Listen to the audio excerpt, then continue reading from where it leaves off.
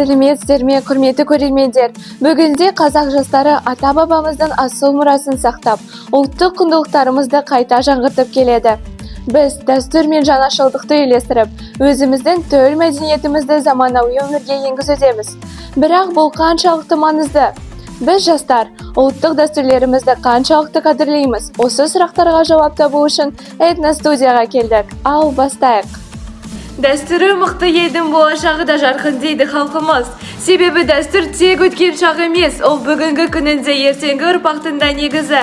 Ата-бабамыздан жеткен құндылықтарды сақтап, оны заманауи өмірмен ұштастыра білу әрбір жастың міндеті. Дәстүрді ұстану ескілік емес, ол рухани жаңғыру. Біздің ұлттық мәдениетіміз ұрпақтан ұрпаққа жалғасқан асыл мұра. Алайда бүгінгі заманда кейбір дәстүрлеріміз ұмытып бола бастады. Қазақтың домбырасы, халқымыздың жаны, оның әрбіріні, тарихымыздың бір бөлшегі. Бірақ біз мәдени мұрамызды жоғалтпауымыз керек. Қазіргі жастар ұлттық өнерге қызығушылық танытып, домбыра тартуды үйреніп жүр. Қазақ қашанда қонақжай халық. Бұл дәстүр біздің қанымызға сіңген. Бүгінгі жастар осы дәстүрді жалғастырып, ұлттық тағамдар әзірлеп, мейрамдарда үлкендерді қонақ етіп, сый құрмет көрсетуді өз парызы санайды. Себебі әрбір дастархан тарих пен мәдениеттің айнасы. Бауырсақ пен қымыз тек тағам емес, ата-бабаларымыздың аманаты. Мына сандық ата-бабаларымыздың қазынасы. Мұнда тек киім-кешек немесе заттар ғана емес, ұрпақтан ұрпаққа жеткен рухани байлықты сақталған. Әжем әрқашан сандықтың ішіндегі затты емес, оның мәнін түсіндейтін. Өйткені бұл естеліктер сандығы.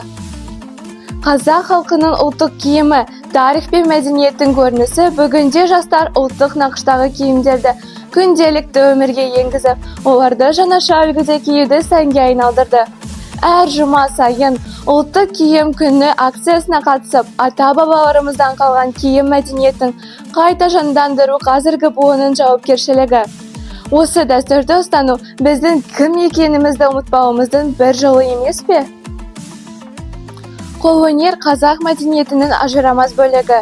Бұрынғы шеберлер зергерлік өнер арқылы ұрпақтан ұрпаққа символдық мәні бар заттарды қалдырған. Бүгінде жастар бұл дәстүрді жандандырды. Киімге ұлттық ою-өрнек салу, қолөнер бұйымдарын жасап, оларды заманауи стильмен үйлестіру ұлттық рухты сақтаудың бір жолы. Ұлттық ойындар қазақтың тәрбиелік мектебі, асық ату, тоғызқұмалақ, көкпар. Тек ойын емес, ой мен ептілікті дамытатын құндылықтар.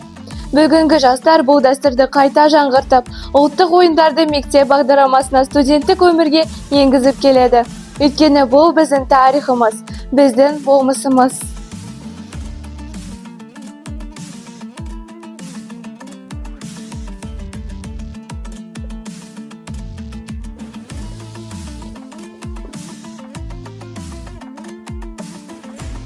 Қазақтың дәстүрі мәңгілік құндылық. Біздің міндетіміз оны ұмытпай келер ұрпаққа жеткізу. Бүгінгі жастар бұл жауапкершілікті терең сезініп, дәстүрлерді сақтап жаңғыртуда. Себебі өз мәдениетін білмеген ұрпақ тамырсыз ағаш секілді. Ұлттық құндылықтарымызды дәріптеп, оны күнделікті өмірде қолдану әрқайсымыздың парызымыз. Біздің күшіміз тамырымызда. Сіздермен болған мен, Абишева Диляра. Келесі кездескенше аман болыңыздар.